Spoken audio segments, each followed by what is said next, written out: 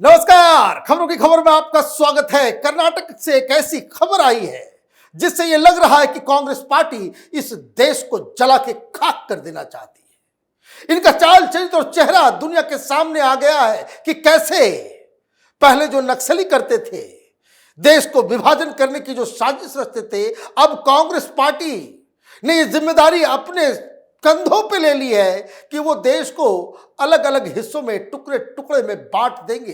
ये मत भूलिए कि यही कर्नाटक के कांग्रेस के एक मंत्री ने यह साफ साफ कहा था कि साउथ इंडिया को नॉर्थ इंडिया से अलग कर दो, अलग देश, अलग तरह की पहचान, और पता नहीं किस तरह की घटिया राजनीति और रणनीति पे राहुल गांधी काम कर रहे हैं। कहां है राहुल गांधी? कहां गायब है? संविधान को लेकर के चलते हैं, लेकिन इनके चट्टे बट्टे, इनके मुख्यमंत्री, इनके मंत्री, इनके नेता और इनके संगठन के तरफ से किस तरह की घटिया और देश को तोड़ने की बातें की जा रही है, उसका एक नुमाइश, एक उदाहरण वो कर्नाटक से आया। कर्नाटक में ये कहा जा रहा है कि जो कर्नाटका है, जो लोकल है, सिर्फ उनको ही काम मिलेगा। बाहर के लोग जो कर्नाटक के बाहर से हैं, उनको बाहर ही बता करके बाहर किया जाएगा, उनको वहां कोई नौकरी नहीं दी जाएगी। बेंगलुरु कर्नाटक की शान, देश की शान है।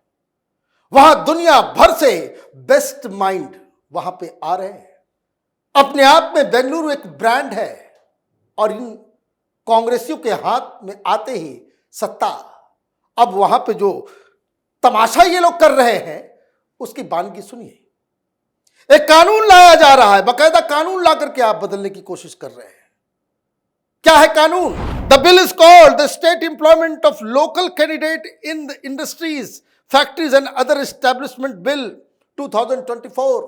The draft bill seeks to reserve 50% of management jobs and 75% of non-management jobs for local Kannadigas in the private sector. According to news agency NI, the bill to provide 100% job reservation to Kannadigas in C and D grade jobs was approved in the cabinet meeting.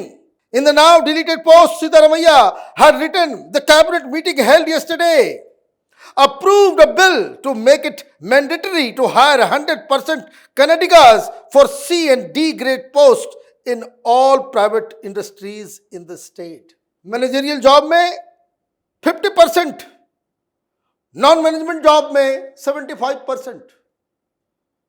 मतलब बड़ी बड़ी कंपनियों में जो senior post होगा उसमें भी reservation, और जो टेक्निकल जैसे आईटी इंडस्ट्रीज में जो जॉब्स हैं वो कर्नाटक लोगों के लिए 75%।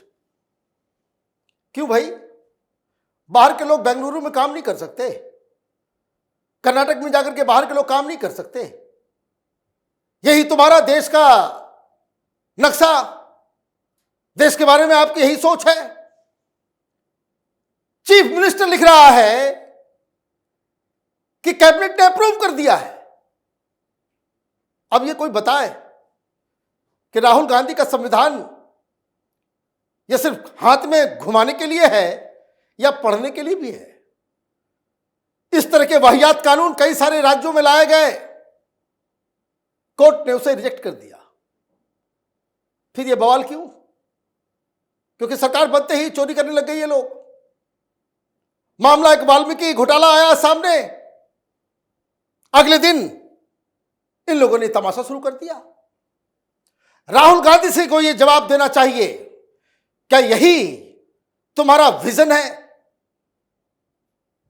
कि कर्नाटक में कर्नाटकास के बाहर के लोगों को काम नहीं मिलेगा, तमिलनाडु में तमिल के अलावा किसी को काम नहीं मिलेगा, महाराष्ट्र में मराठा के अलावा किसी को नहीं मिलेगा, गुजरात में गुजरातियों के अलावा किसी को कोई काम नहीं मिलेगा? नुकसान किसको होगा? कहां है ये अखिलेश यादव? मुंह में दही जम गई।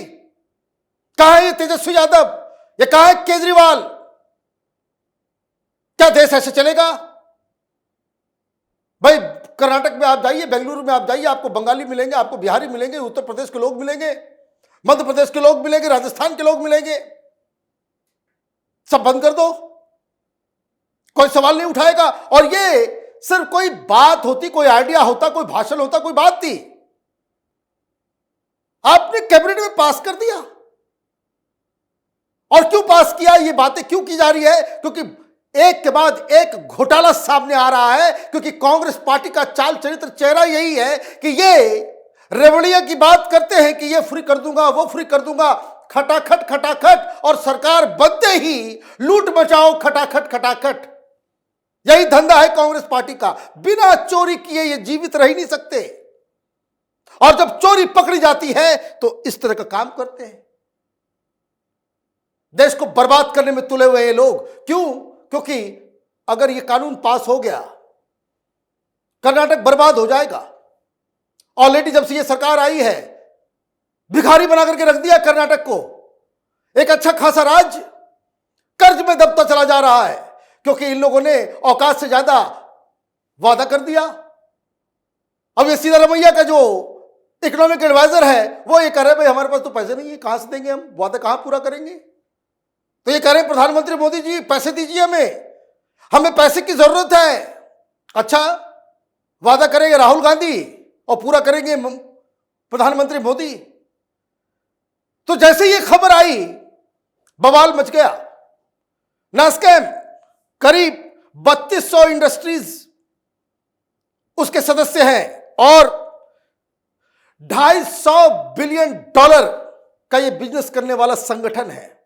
उसकी तरफ से बकायदा प्रेस रिलीज जारी किया गया। क्या खबर आई?